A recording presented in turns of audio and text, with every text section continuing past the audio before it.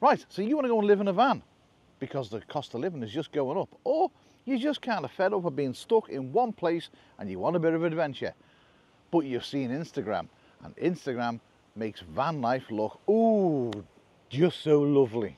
Well, you might want to watch this video first before you jump into it, just so you know what you're getting into. It's not all bad, but it's not all Instagram. Some of the things in this video you might already know about, but some of them you might not, because we're only just finding out. So it's worthwhile staying around to the end of the video to find out what we found out for tips and tricks for full-time van life. And like Neil said, it's definitely not all Instagram glam.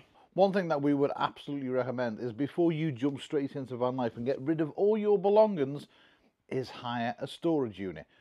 Yeah, you're going to have a cost for the storage unit, but you're also getting rid of council tax, water bill, electric, all of the bills that you got with the house. You got rid of rent, mortgage, whatever. You're going to be saving quite a bit of money if you can put that money into some storage for the time being, where you can keep all your gear, because you might hate it after a month.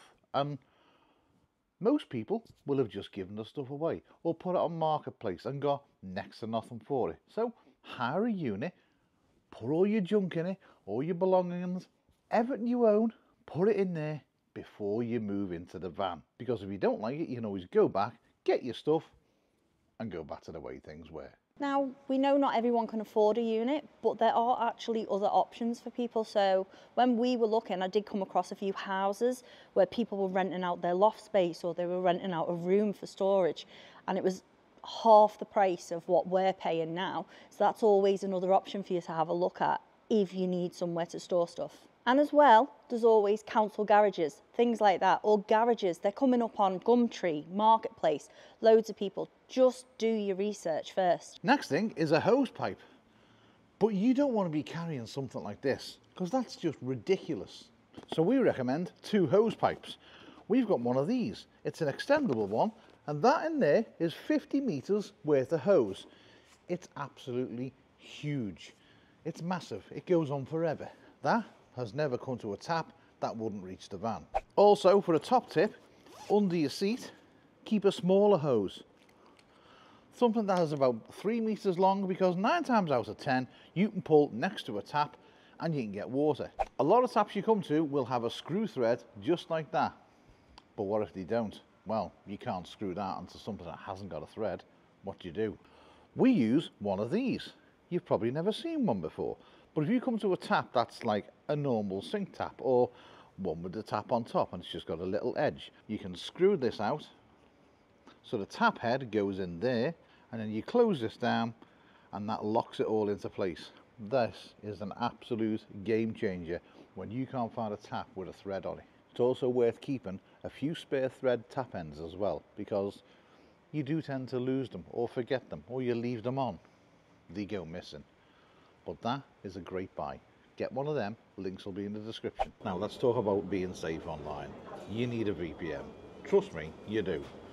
Because if you go into some places where there's public Wi-Fi, well, that public Wi-Fi, it may not be as safe as you think it is. Now, with Safeshark on your mobile phone, it means that you're safe. It means that you can come into places like this, you can get your phone, go on the internet, and you know you're safe, even though it's a public Wi-Fi.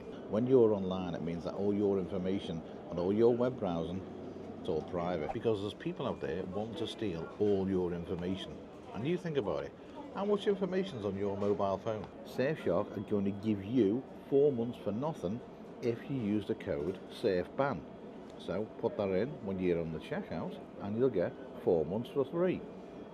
Another bonus as well is 30-day money back guarantee. Also, another bonus of a VPN is if you are booking tickets for, say, ferries, things like that, if you turn a VPN on, you can get cheaper ferry tickets. We've done it and it works. It means that the ticket provider thinks you're in a different country, which will give you a lower fee. They don't just do VPNs, they do antivirus, they do alternative IDs, they do all sorts of other things, not just VPNs. But a VPN is really important. If you're on the road, you don't want your information being stolen from your device while you're supping an iced tea latte. Safeshark have got over 3,200 servers in 100 countries.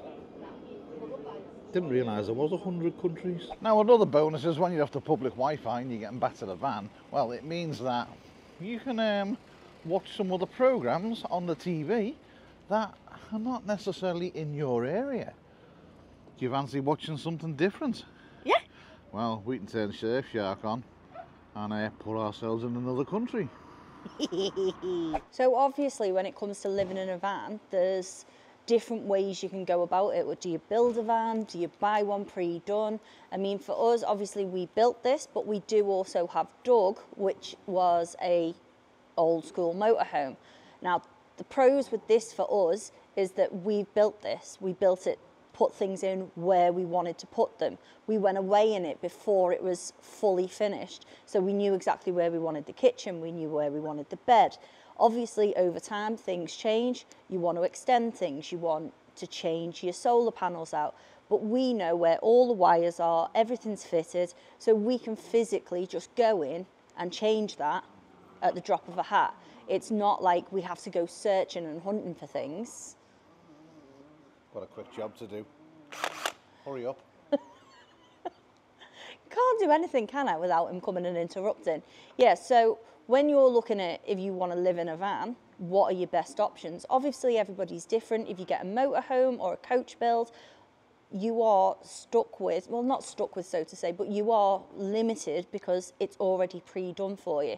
So for us personally, we built our van. It also helped save us a bit of money on the build because we weren't paying someone else to do it for us, which is, well, it was a good bonus for us at the time. And when we built the van, it kept us busy because we were both off work because of a little world scare. In December 2019, the Chinese authorities notified the world that a virus was spreading through their communities. Right, let's talk about animals. They always want to get out the van. Every time you open the door, they're going to want to get out. This is a great way of keeping them in. So we have it screwed on the side there, and it literally will just open up and it'll close this area off. We have made a little thing in there just so this part can go in. Now you can fit this any way you want. Ours literally just slots in there like that, and then they can't come out. Can you, Pickle? You can't get out. He's kind of stuck. And it's also safer for them as well, because sometimes you need to open the door to talk to someone and they will dart out between your legs. The little critters get everywhere. Now, as handy as these Revolutes are, it's the price of them for us. So when we are somewhere where we know there's a local laundrette, we will actually use them instead, because normally they're around about 10 to 15 pounds cheaper than using a Revolut. Even though this is handy, going into an actual physical laundrette is going to save you money. So for instance, we've done a wash in a Revolut and it comes to £23 with a wash and a dry. We've done 2 washes in the local laundry services and it comes to £18. That's 2 loads, 2 dries. Big saving. Prime example, we've just had to put our dry load on again because it's not quite dry and it's still damp. Some of the machines aren't very well maintained, whereas you go to a local laundrette, you know the machines are getting maintained regularly. So it's now just cost us another £3.50. Another thing that's been mega helpful for us is a chalkboard, because both of us have got head-like sieves and we always forget things. So we've got a chalkboard that Neil's actually screwed up here, and a pen. Not chalk, because chalk gets absolutely everywhere and breaks in your van, but we've got a chalk pen. So you can just literally write on there anything that needs doing in the week. You can just pop it on your to-do list up here, because we don't look at our phones. We're nightmares when it comes to that. So having it physically up on the wall reminds us both. And this has been a little game changer as well, finding a chalk pen instead of actual chalk. It writes neater, you can just wash it off, and you're not having the mess that the chalk that breaks inevitably in a moving vehicle makes. Right, so let's talk about money, costs, things like that. Obviously you're in a van, so you're not going to be paying any gas, you're not going to be paying electric, you're not going to be paying council tax, water, home insurance, and the most important thing is rent or mortgage. You got them bills, they're gone, totally gone, but you got more fuel. You've also, which is the most important thing, and I can't stress this enough to anyone who was thinking to go into this, don't automatically think, oh, I've got loads of money that I'm not paying out, I can spend it all, I can go on mad trips, I can go to weird places, I don't have to work as much. Well, you do, because you've got to put money aside each month for things like breakdowns, repairs.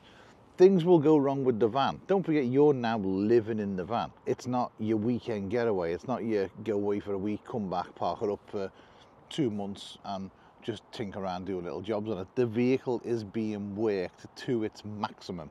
So things are going to need to be checked more. I'll guarantee you that you will go through tyres more. You will need to do oil changes and services more. You will need to check everything that needs checking more than what you normally would, because as well as it being your vehicle, that's now your home. So you've got to maintain it and look after it better than you normally would do. Another little tip, if you come across a garage and you've got LPG like us, because we've got underslung, fill up. Always wear gloves as well, because they get cold.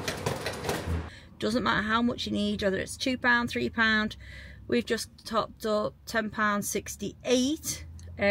Yeah, top up, because as I say, not many are doing LPG anymore. Now, another good thing as well that we got is this rear organiser for your seat. This is just filled with things that we use every single day. It's well built, it's well made, it's got plenty of little pockets in it, and we do use most of the stuff that is in there. It's just there to hand, so all your cupboards and drawers, they're always filled with stuff that you need, but you don't necessarily need them on hand right there and then. Having something like a little organiser is a massive bonus, and something that you don't think about when you're moving into a van. So another thing we've got in our van is this shower head. Now on here we've got a button which, when you press it, you can actually limit how much water you're using. So you can press it on, turn it off. This is a great water saving thing for us in the van, because when you're living full time, water is a precious commodity. You don't always know when you're going to be able to top up. You don't want a shower hose that's just constantly running. The good thing about this one though, because some of the ones that are in the vans, they've got the little hand pump on, they haven't got really good water pressure. Our shower is better than most people's showers in their homes. Right, let's talk about parking and finding places to park, which can be as hard or can be as easy as you want it to be. There are some apps that you're going to know about. There are going to be some apps that you may not know about. But the main apps that you want to get are Pitch Up, Park for Night, Search for Sites and Britstops. They are, the majority of them, paid services. There's an annual fee for them.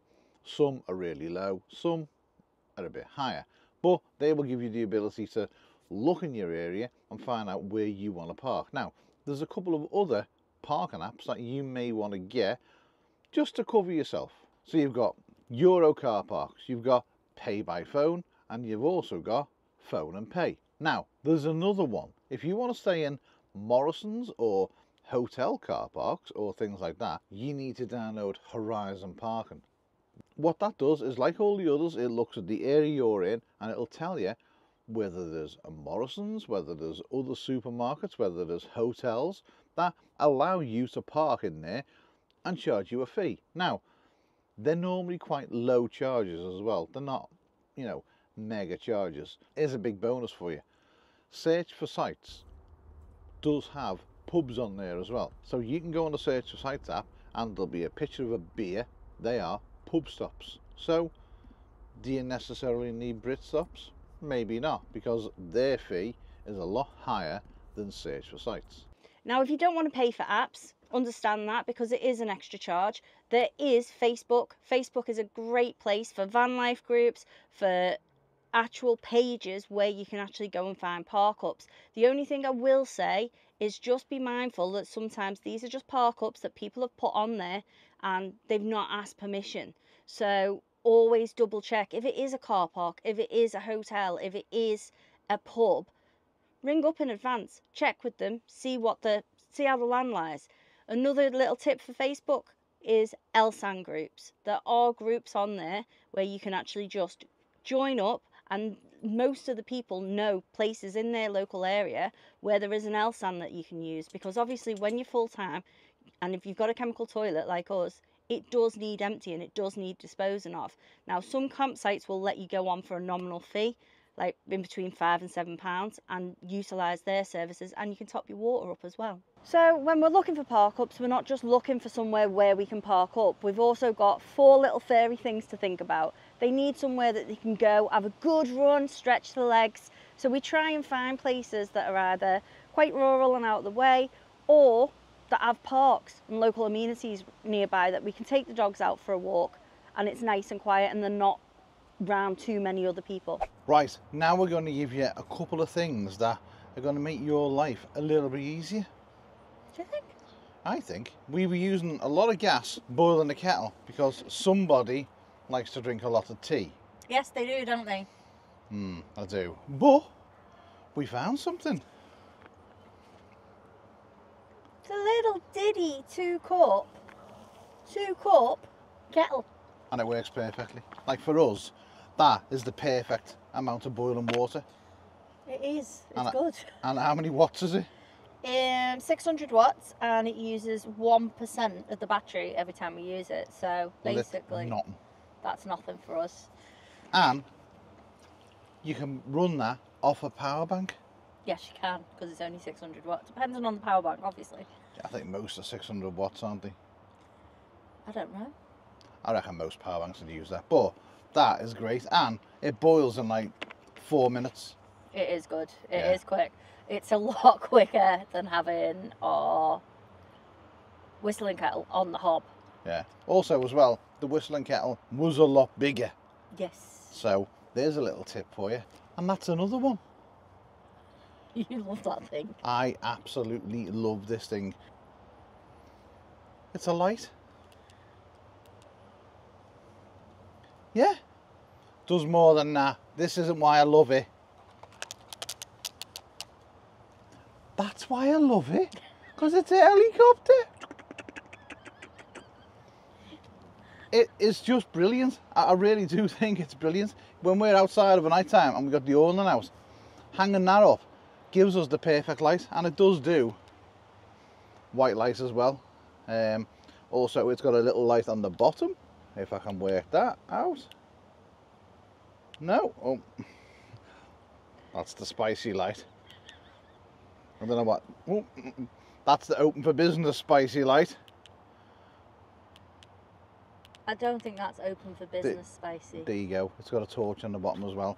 It's just good. Oh, and it's also threaded in the bottom there, so you can attach it to some sort of thread. It's just really good. Also, as well, it's 1000 milliamps, and right there you can charge something. I just love it. I genuinely don't use it for anything else bar that bit. And hang it. Wouldn't the red light on it be good if you were like broke down in an emergency? You could put it. Well, yeah. So if you were broke down in an emergency, you can put it like that, and you can. Oh, it won't do it. You long hold it and then press it again. So you could have that by. It's pretty bright, isn't it? You can have that by the back of the van, and if you don't want the, I don't know, it's just really good. So yeah, we'll leave the links. Can you turn that off now, please? I can. I don't know how to. I'm sorry. Yeah, we got these off Amazon. Just little instinctive. Oh, come on, turn off. Wasn't that the button underneath? No, got it. Anyway, right. If you are thinking of van life, it's not that bad, is it? It isn't that bad, but there are things you've got to take into consideration. So it's not plain sailing. It's not, oh, let's just pull up here and park up and open our doors and make coffee, and it's not that at all. And it's not all Instagram, half naked, hanging out the back of the van, looking all sexy. Although you do that sometimes. Well, you know, You when like there's nobody about. Go al fresco. It is, like Emma said, not as easy as you think. You do have to think every single day of where you're parking. Yeah. You do have to be very mindful of not parking up in resident residential areas, and you have got to be more careful. And then every few days you're thinking, oh, I need to sort my toilet out, I've got to find water. It's not easy going. But it's an easier lifestyle.